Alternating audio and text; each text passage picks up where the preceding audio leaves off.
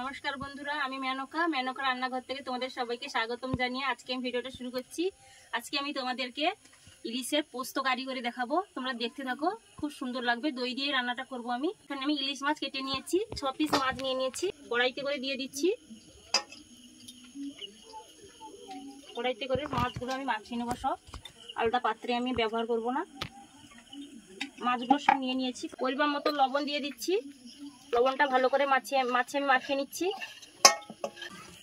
মাছে লবণ মাখিয়ে নিয়েছি, এবার আমি হলুদ গুঁড়ো দিয়ে দিচ্ছি।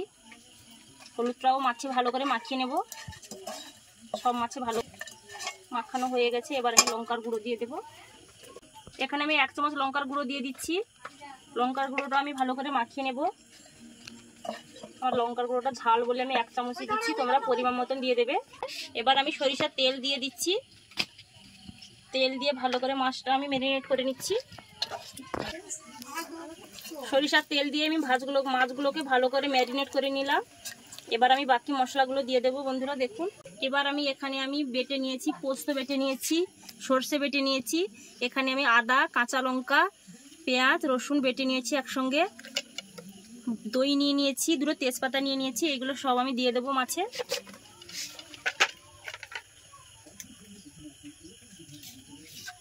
আদা রসুনের বাটা আমি সবগুলো দেবো না, বেশি হয়ে গেছে, আমি রেখে দেবো। পরিমাণ মতো নিয়ে নিয়েছি, ভালো করে এটা মাখিয়ে নিচ্ছি মাছে। আদা রসুনের বাটা আমি দিয়ে দিয়েছি। এবার আমি পোস্ত বাটা দেবো আর সর্ষে বাটা দেবো। সর্ষেটা আমি ছাঁকনি দিয়ে ছেঁকে নেব, জল দিয়ে একটু মাখিয়ে নিচ্ছি।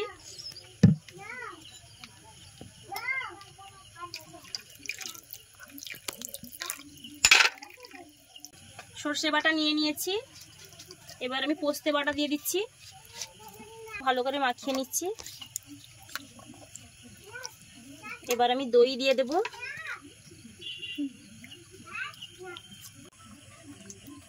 দইটা দিয়ে ভালো করে ফেটিয়ে নিতে হবে, যাতে দই ডোলা ডোলা না থাকে, খেতে ভালো লাগবে খুব। দইটা আমার ভালো করে ফেটানো হয়ে গেছে। এবার আমি 2টো তেজপাতা দিয়ে দিচ্ছি।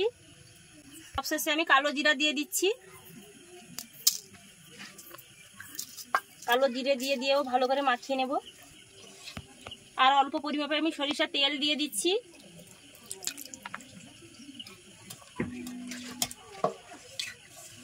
ভালো করে আমার মাছগুলো ম্যারিনেট করা হয়ে গেছে। এবার আমি সবশেষে জল দিয়ে দিচ্ছি।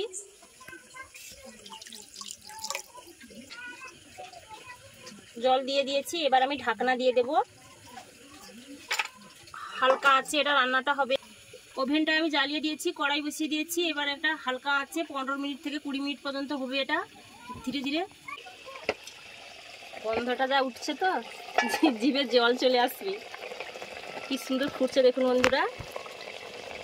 আমার দইয়ের পোস্ত কারি হয়ে গেছে, দই দিয়ে ইলিশ মাছের। এবার আমি একটা পাত্রে ঢেলে নেব। যা লাগছে দেখতে, দারুণ লাগছে। এই ঋতিকা, খাবি নাকি রে মাছগুলো? দেখ কি সুন্দর দেখতে লাগছে, গন্ধটাও খুব সুন্দরভাবে উঠেছে, দেখতে খুব সুন্দর লাগছে। এবার আমি ওভেনটা বন্ধ করে দিচ্ছি।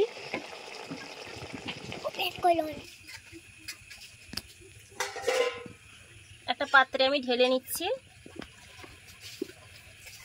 কত সুন্দর হয়েছে দেখুন বন্ধুরা, দেখতেও খুব সুন্দর লাগছে, গন্ধটাও খুব ভালোভাবে উঠেছে।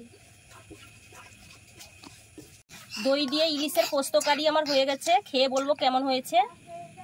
আমি আর আমার মেয়ে খেতে বসে গেছি, খেয়ে বলবো কেমন হয়েছে। ঋতিকা, তুমি খাও, খেয়ে দেখো কেমন হয়েছে। হ্যাঁ, খেয়ে নাও।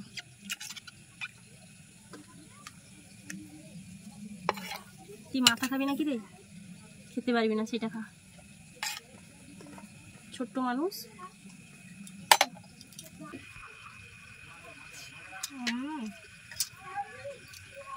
দারুণ খেতে লাগছে। ভালো হয়েছে সত্যিকারে বন্ধুরা, খুব সুন্দর হয়েছে। তোমরা রেসিপিটা বাড়িতে ট্রাই করো, খুব সুন্দর লাগবে। মাছগুলোও খুব সুন্দর সেদ্ধ হয়েছে, খেতে তো খুব সুন্দর লাগছে। দেখুন বন্ধুরা, মাছটা খুব সুন্দর সেদ্ধ হয়েছে। এইভাবে নিত্য নতুন ভিডিও পেতে হলে আমাদের চ্যানেলটিকে সবার প্রথমে সাবস্ক্রাইব করবেন, লাইক এবং শেয়ার করবে। কেমন হয়েছে কমেন্ট করে বলবে। সবাই ভালো থাকো, সুস্থ থাকো। নমস্কার, আবার অন্য ভিডিও নিয়ে আসবো।